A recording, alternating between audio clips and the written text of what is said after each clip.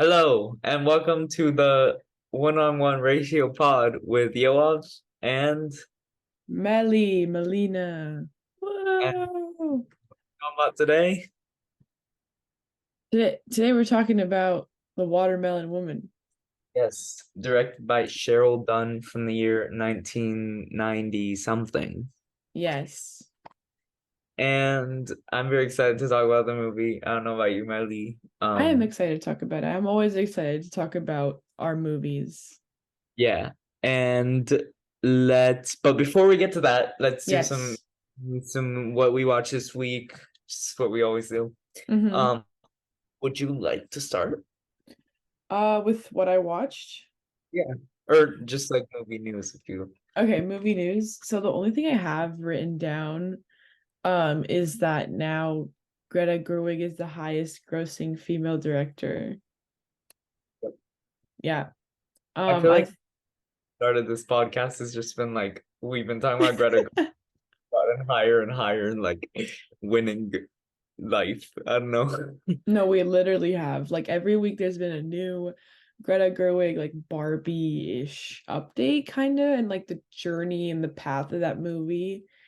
And I mean, it broke last week it was about to break 1 billion and this week it's like over 1 billion. Like it's like ranked number 25 on the highest grossing movies of all time. I did Um not. yeah. That's that's a And done. Really happy actually. right? I'm very proud of her. I just, it's sad that this is like the first, I think, female like movie that has grossed over 1 billion. I hope that we have more of those in the future. It will happen hopefully. We'll see, I guess. It's funny that that list is like all like big blockbusters, like the top 25 highest grossing movies of all time is like Avatar, Yeah. Avengers Endgame. And then it's like Barbie, which is such a like a weird movie and such a like complicated thing that's crazy. That's insane to me. Yeah. It's wild. It's absolutely wild.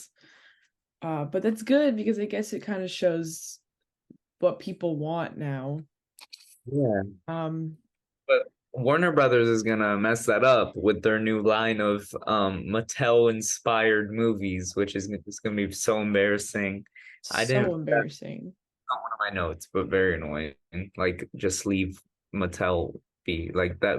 You won't get to the heights of Barbie unless you No. hire like some modern director that's really good. Like Yeah. to well, what is it like Polly Pocket? What was that one? Yeah, like they want to do Polly Pocket, I'm pretty sure. And then there's like they have like the other ones. I Oh, saw the whole thing, like just like a bunch of random toys and like but people don't want to see these toys. Like people first of all, we already had Toy Story, first of all, which had yeah. all those toys. Like you had your Slinky, you had your Etch a Sketch. People don't want to see this. There's a reason why Barbie did so well. Um, and it wasn't just because of the actors and the director, It was but unexpected and yeah. like being of doing a Barbie movie, but now that Barbie has come out, it's gonna be expected. So no one's gonna actually flock to theaters. Um, but anyways, continuing with the sad news, William Friedkin passed away this week. And he was a very, very accomplished new Hollywood director from the 1970s movement in American filmmaking.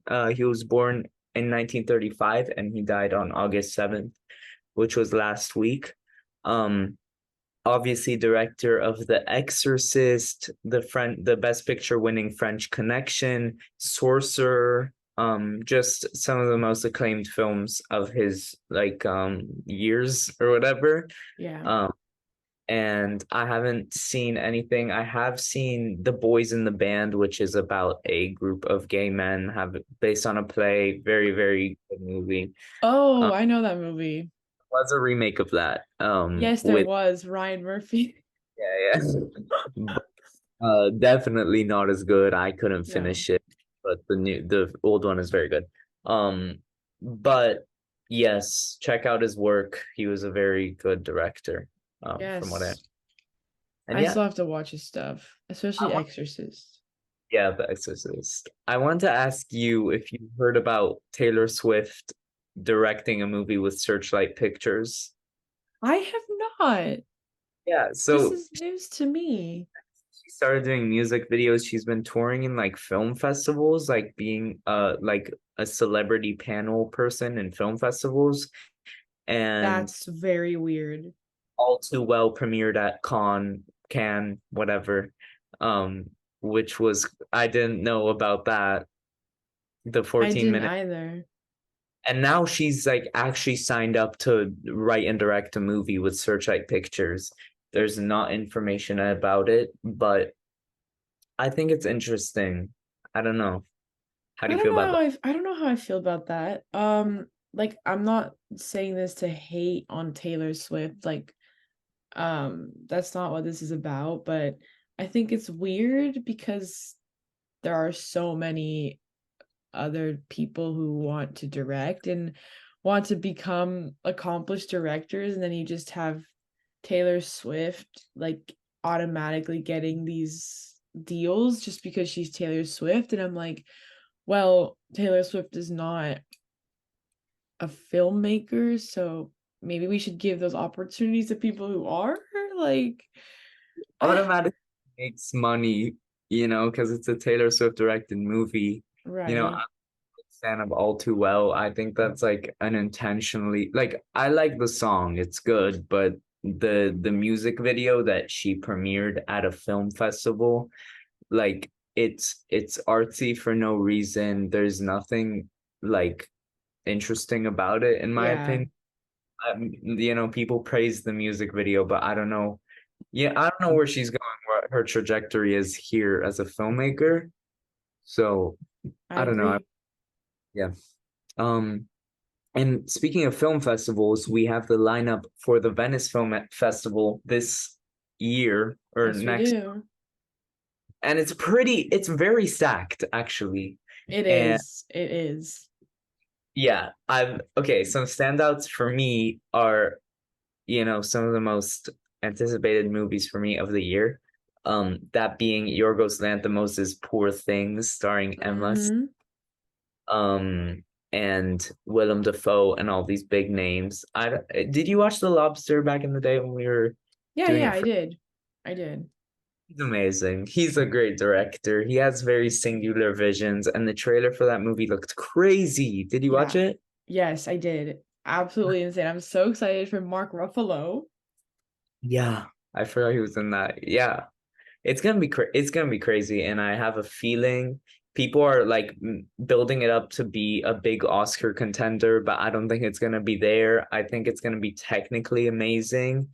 But Yorgos Lanthimos, like you can trust him to make the most artsy movies that like I don't know how much you'll vibe with Academy, but we'll see. Well, it could pull a the favorite. It could pull a favorite And yeah, that's true. and get nominated for like a shit ton of categories. Yeah. I mean, I'm just saying because Poor Things is kind of like a sci-fi fantasy thing. Yeah. The Academy doesn't like fantasy unless it's Lord of the Rings. It But exactly. anyways, Ferrari, the new movie about for Mr. Ferrari, I don't know his first name, that Mr. the Ferrari. car company directed by Michael Mann, the director of Thief, and Mhm. um that one movie with Al Pacino. And people seem to like him, so we'll see how that comes out. Wait, The there's new a few others.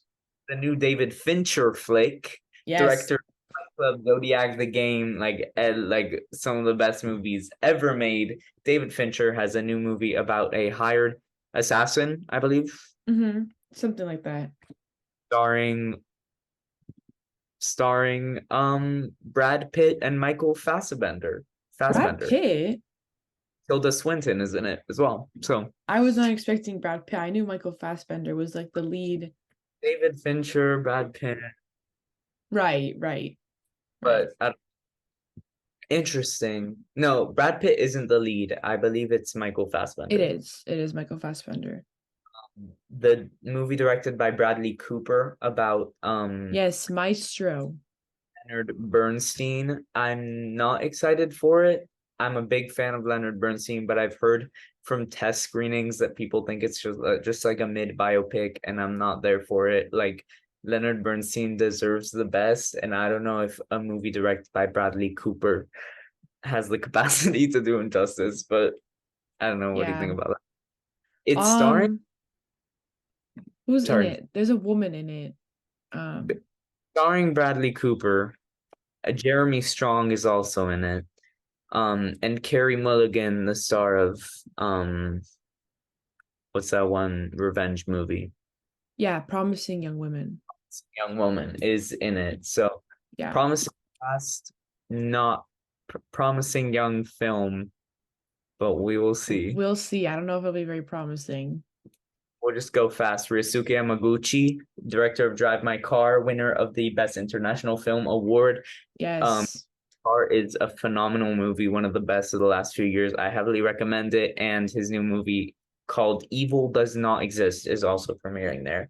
Interesting title. I like the title name. And the last one, do you know what the last one is? Is it Priscilla?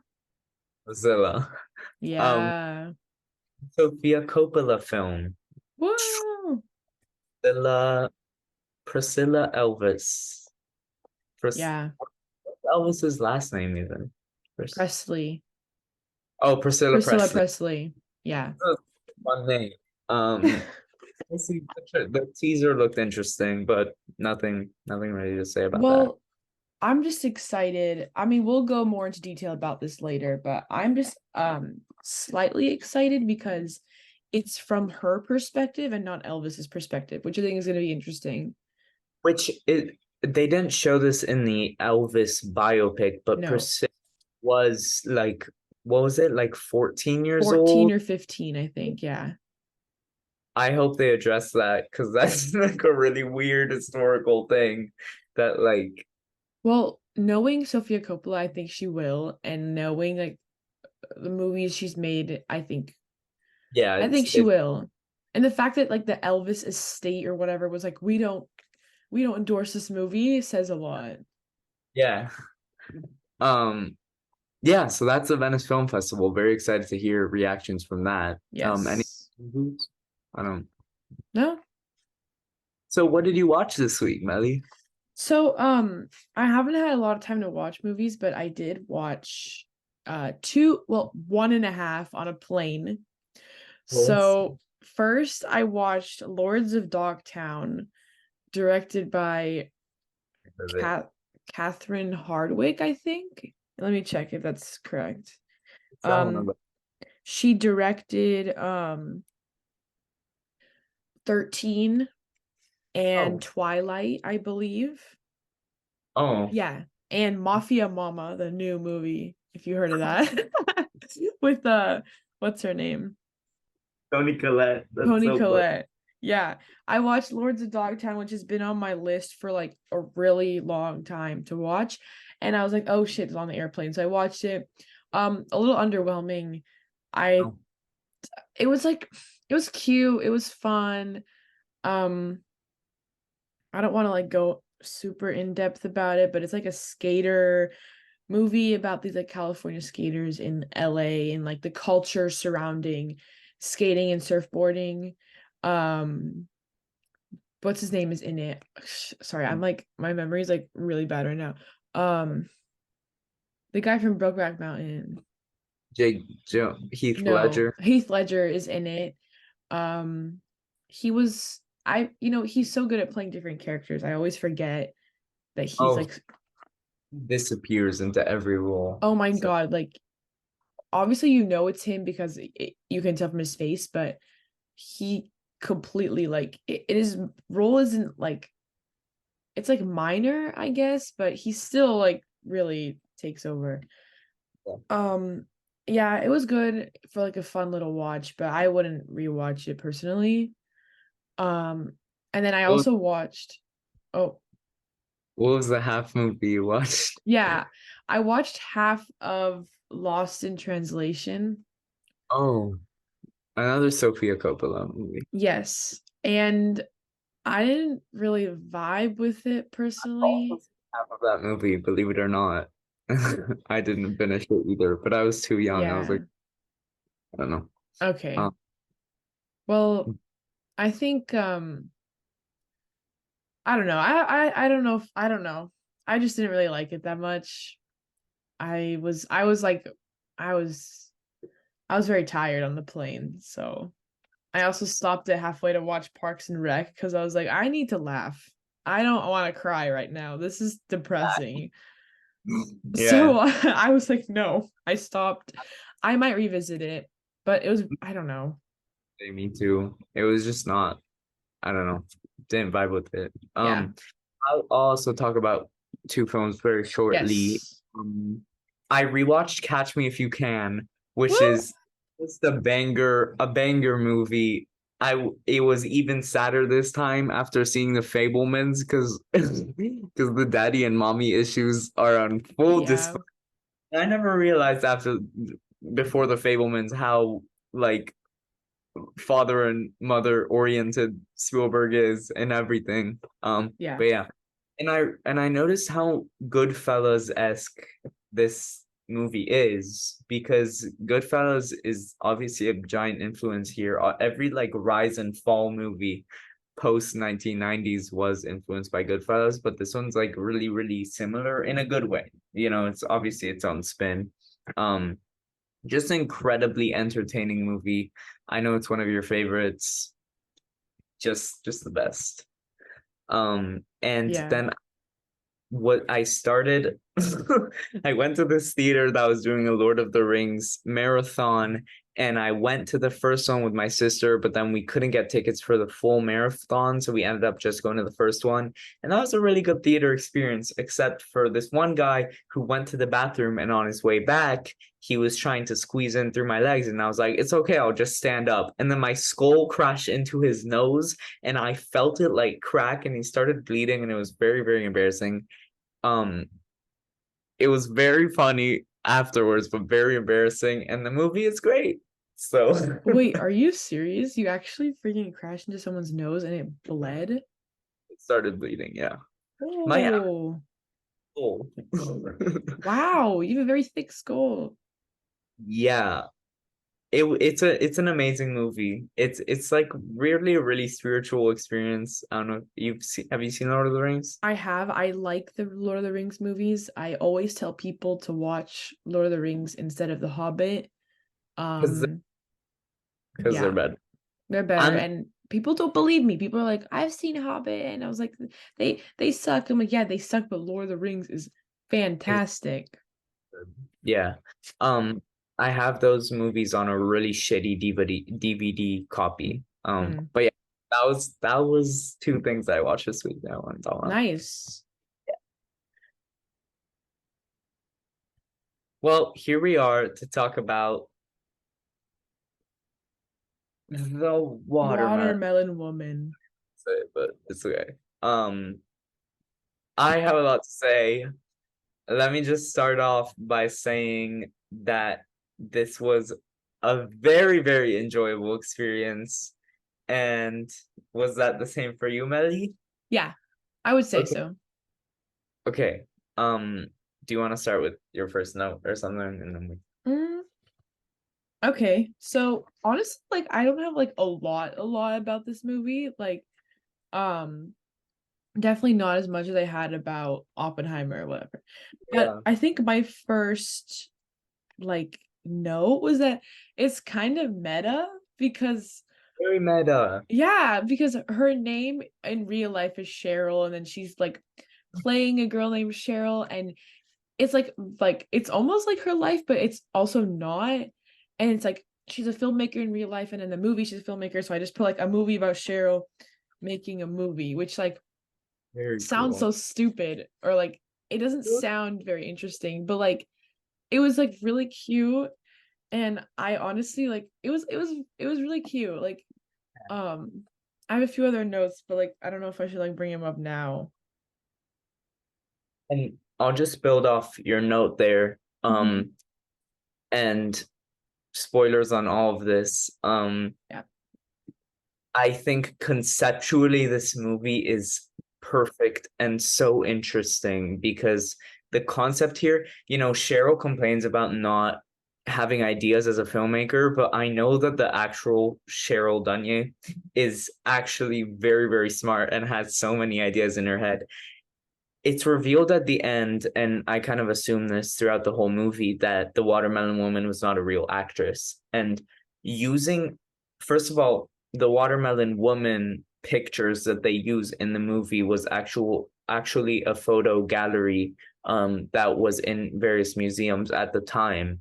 Um and that photographer worked with Cheryl, which is so interesting. But using her as a vehicle to not only explore the erasure of Black actresses and stars and lesbian stars in Hollywood was just such a good idea. Like, and it worked so well. Like that photo gallery at the end, and it's based on a real exhibition. I just can't. It's like not only using this, like creating, fictionalizing this actress and like using that to explore lesbian relationships, like human relationships, erasure of minorities, like it just blew my mind. What did you think about that? Okay, so okay. So you knew that she wasn't real. I was like guessing. I Okay. didn't. Okay. I wasn't really sure. Like I was like, okay, like I guess she's real. Until I caught on at the end and I was like, oh, she's not real. And then that changed my perspective about the movie because in the beginning I was like, um, I guess like I went into it not really knowing what it was about. Like I knew that I had been wanting to watch this movie, but I was not at all expecting it to be about like this woman named Cheryl like actively making a movie about um like this Black actress from like back in the 30s. Like I did not expect that. I thought it was like a love story, like literally. I thought it was like a little cute little like lesbian rom-com that had some like hints of racism. That sounds so bad, but like because of No, the yeah, title. yeah. Um And the title, I believe, is a play or from the Cheryl Dunn interview that I saw on the mhm. YouTube channel. The title is a play on the Melvin Van Peebles blaxploitation film. That's what I Um thought. yeah. Yeah, So yeah, yeah. and he was a very, aggressively masculine figure in many ways. He had all these parts in his movies where he actually like had sex with a woman on screen. He's filming himself. It's interesting. Mm-hmm. This is that leads me to my next point, and you can talk about this too, hopefully, is Yeah, just to me, I felt a lot of sheer like feminine energy here and queer energy here that I really, really liked. And I think that's like shown by this style, which is very low budget, very kooky title cards, like yeah, thing is a little awkward, the acting is a little awkward, which we'll get to that. But I think I did feel a very raw, feminine, and queer energy here that I really liked. for How about you? sure. No, I definitely agree with that. I loved like okay, Cheryl and Tamara, those two, love them. They're dynamic, Yeah. like they're awesome. Tamara is hilarious. That scene where they're like with that guy and then he was like, "Oh, like I don't really have a lot of stuff on women." Or like I don't like really like I don't like whatever he said. And she was like, yeah, you look like you wouldn't. And it's like I was dying of laughter. I was like, that was really funny. Um, but yeah, I lot of feminine energy, even though they're like masked technically, like they're more, I guess, butch, whatever you want to call them. Still a lot of feminine energy that I was like, yeah, this is really cool. And it I also, it kind of like proves that lesbians aren't just all mask, and they're not all like men or whatever. Mask lesbians are still very feminine in their own ways. And they don't have to show it by dressing up in pink dresses and all that. Which I thought I was, I loved their conversation in the video store, how frank they were about sexuality, how mm-hmm. they were about like life and what's going on here. You know, this is a very meta movie, like you said.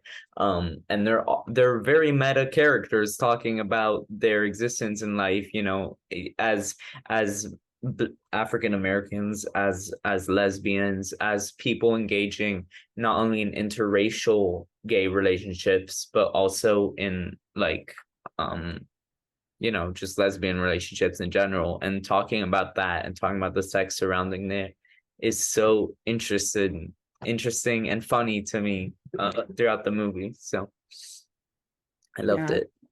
Um, I wanted to say about the style that, and I saw this on a YouTube video of someone reviewing the movie, is how like how this is such a good movie to watch during the day. It's so sunny, it's so summery. There's scenes of the characters just dancing around on a rooftop, Yeah, like yeah. That um, was and cute. That was cute. there are movies that are very like time of day oriented. Like I would say the opposite is like Fallen Angels. Gotta watch that at night, you know. But this is such a day, like a matinee movie. You can watch at 11 and just enjoy, you know. Yeah. And I really, and the one night scene in the movie, which is portrayed behind me, is a very serious, the most serious scene in the movie, in my opinion, of this conversation between friends. And it's the only scene at night. Obviously, they filmed in the sun because it's easier. They don't have to deal with lighting. It was only what was it, $30,000 budget, 300,000? Something very low. I know that.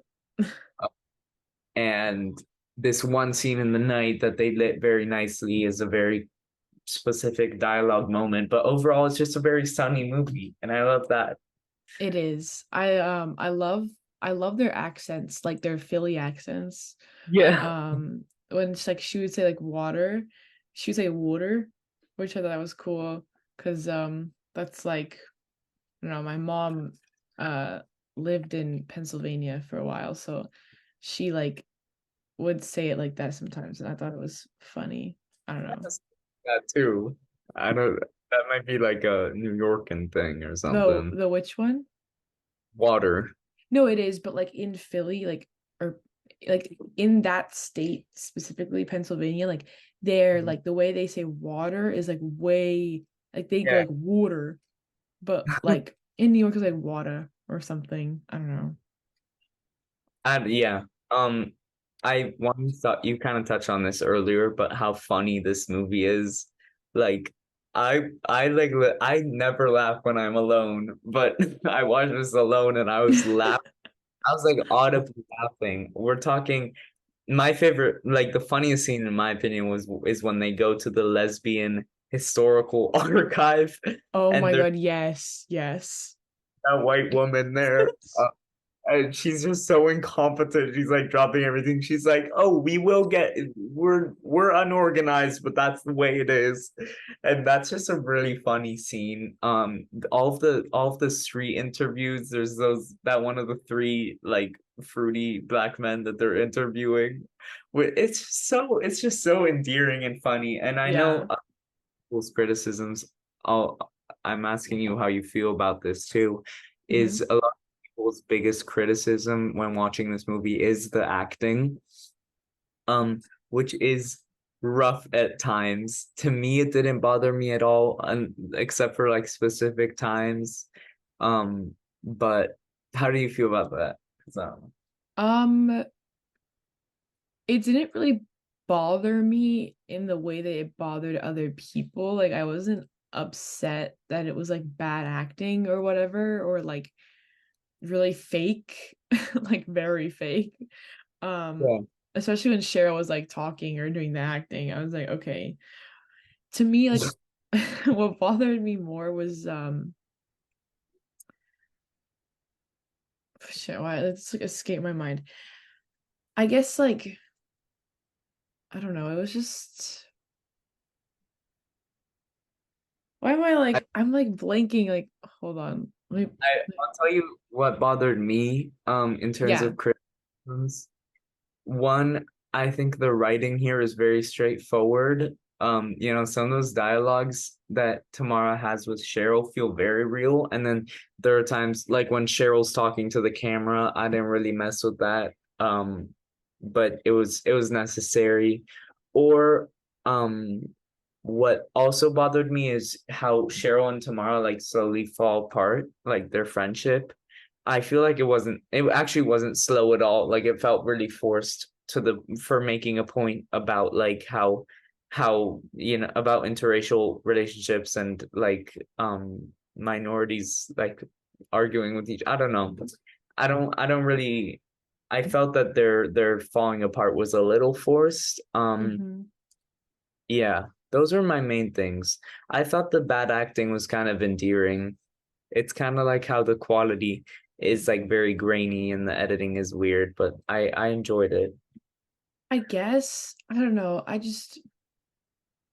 feel like I don't know. It was just like I was not like loving that, but it Yeah. was like I was just like whatever. But then about what you said, I want to go back to what you said. Um, okay, obviously like I don't we're not black, so like we would not like we're not like ever gonna like truly understand what they're going through or the conversations they're having. Like we can like understand it to a certain point, but we're never gonna feel it like they will. Um, but that you were saying how like the falling out was forced and all that, and then that's kind of like where there's a lot of different like I didn't know the word to use, so I just put styles down. I don't think styles is the right word. I was like technique is not the right word either, but it's kind of like the movie's like kind of like a documentary, but then it's also like biographical in a way, but then it's also like romance and like all that, and I'm like wondering if that worked for you, if like the blending and the meshing of like all these like different types of storytelling worked, because it didn't necessarily not work for me. I think it was like cool to see it, but at the same time, like you said, a lot of it, especially when it came to like the relationships, felt forced to me. The part like the documentary biographical part felt really natural and like flowed really well, and um all the scenes where she was doing research about that or going and talking to people, interviewing people, worked really well. And then I feel like whenever we switched to like more her life, I guess, it didn't really work for me. So I'm wondering what you think about that. I really love fake documentaries or movies that play with like different layers of reality. Like my Mhm. favorite director, the Iranian director Kiarostami, kind of invented that style of like fictionalized documentaries. So I really messed with those parts, like you said. Yeah, I think that some of the dialogues here did feel very forced. I mean, I want to say all of the dialogues between Cheryl and her white girlfriend were like, I don't know. I mean, I'm not a woman, I'm not black, I'm not a lesbian, so I don't really know how those conversations really go. Three But strikes, you're out. it did feel a little forced. I mean, I think it was necessary though, like their sex scene. Um, was a very interesting sex scene. It was the movie was like controversial because of that, which is really weird because it's not that bad. There were like I don't know governments like the Philadelphia government had to like review the movie or something. That's what I read, but it's interesting. I I don't know. Yeah, those parts did feel a little forced, but they were pretty endearing to me. Yeah. Yeah. I love the film references too, but that's a whole other thing. That it was just like you can tell the director really likes movies. So For sure, for sure. I don't know. I just uh, like, yeah. I think it's a really cute movie, and I would definitely like recommend this to people who want to watch something different that they've never seen before. If someone's ever like, "Oh, like give me something that I won't like give me something that I would never expect." And mhm. honestly, this is something I would give them because it's very simple, and I like that. I like that it's very simple and like it's low budget and it's cool. But in a way, it also like subverts your expectations because I was not expecting this at all, to be honest. Like, Oh, yeah. Um, I think that it is also a very happy movie, which is not mhm, something a lot. If you adventure around the Criterion Collection, those movies tend to be very devastating. So this is like it deals with very heavy themes, obviously, like this whole erasure thing, but it does it in a very happy way. So yeah. Also, like from the aspect of like the lesbian relationships, like I've like watched like a lot of like queer like lesbian women like women relationship movies. And you don't get a lot of happy and not that there's a happy ending, but you don't get a lot of happy stories out of lesbian forward movies. And so I think this one is also nice because it's happy. It's like there's no devastating death. There's no long lost love type thing or having to leave and abandon this and that. So it's cool that it's just like, yeah, I'm lesbian and I'm just vibing. I'm just enjoying my life and I love that. I love that it's very like normalized. yeah. It's same with like black cinema in general. Also, there are a lot of movies about the most traumatic things that, obviously that need to be talked about and movies need to be made about Mhm. that stuff. But also like you said, everything here felt so normalized. And like this is the kind of, cinema portraying minorities that I enjoy the most because it's showing that, people can't be defined just by the traumas that they've passed. And like minorities can't be defined just because, these are just lesbians living their lives. And it's really, really fun to watch. I don't know. Exactly. Yeah, Exactly. oh great. It No. was just yeah. Yeah. Rating? What's your rating? What's my rating? I want to know your rating first. Okay, well, I gave this one a 4 out of 5. Okay. It just an overall very, very fun experience. I think I might rewatch it actually. Mhm. It's a very comforting, like happy movie, very like easy going. Yeah, 4 out of 5. For sure. Sorry. Oh my god. I I give this movie 3.5. Okay. Yeah. Which is not bad. Okay. To people that have to understand my rating out there, my rating or the way I rate, to me, a 3.5 is a good movie. 7 out of 10. That's good. That's like overwhelmingly good. 3.5 is a good movie. Yeah. That's how I rate. Because some people like will see 3.5 and be like offended and be like, that's so low. But I'm like, no, like 3.5 to me is like it's a good movie. It's just like isn't necessarily something that I love, but yeah, I think I very enjoyable. what did you rate Amelie? 4.5, Oh, 4.5? Because I I thought your think. because we went from Oppenheimer 4.5, Amelie 4, and then this. Anyways, Let me um, check. I have to double check that. recent thread between Amelie and this is the second movie we watch that have video stores that sell porn Oh my, in it. you're right. You're so right. I'm The porn. That was funny. That scene was also funny. I was laughing. she's like, what was it like ball busting bald women or something? Bald, yeah, ball busting. So funny. Just Don't even want to picture what that is. um, but yeah, shall we get to the pick? Meli's pick this week? Yes. Okay. So my pick, so very out of nowhere. There's a few movies that like I definitely want to choose for this podcast, but I'm holding off and I'm waiting a little longer than doing it so early on.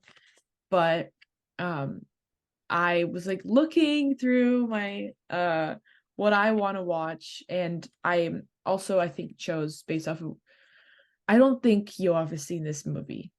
If he hasn't, that's fine, but I don't think he's seen it.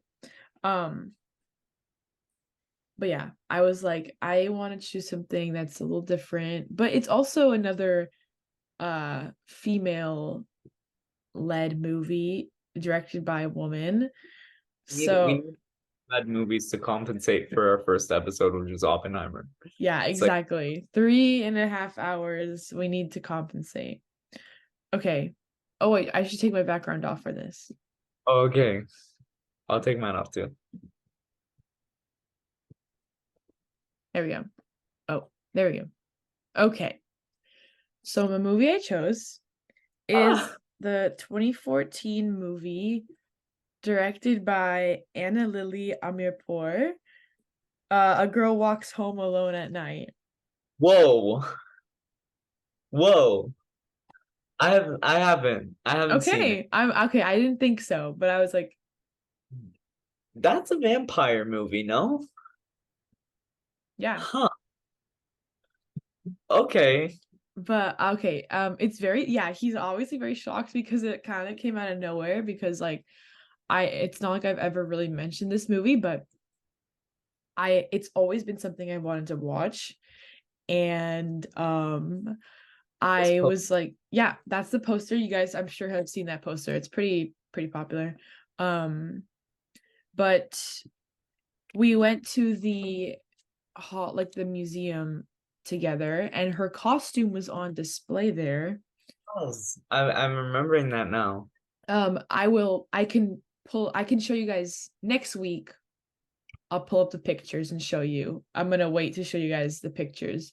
Iron, Um, the first Iranian vampire Western. yes, that's I was like, oh my God, I think I should do this movie because it's different. Yeah. Okay.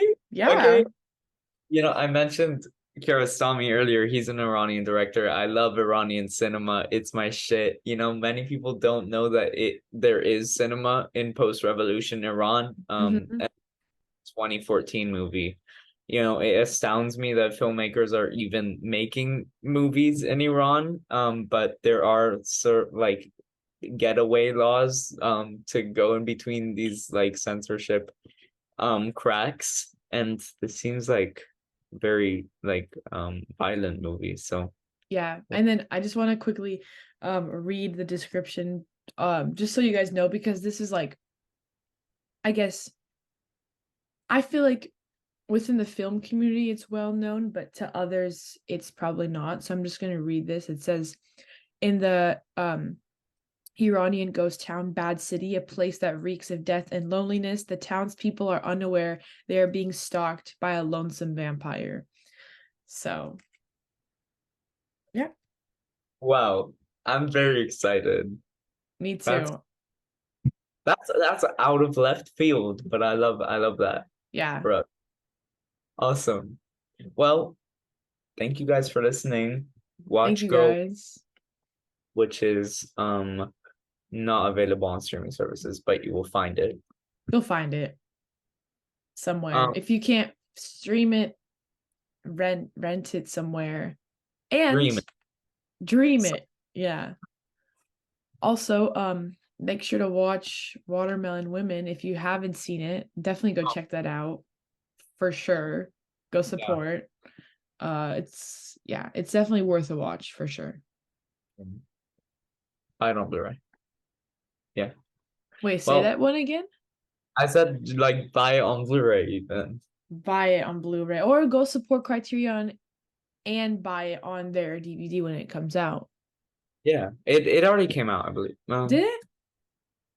I don't know. I Well, thought it comes out September. oh, I don't well, know. Just support it and then watch a girl walks home alone at night. Watch that with us so you can understand next week. so you can feel like we're friends. Exactly. Anyways, thanks for watching or listening. All right. Thanks, guys. See you next week. Bye. Bye.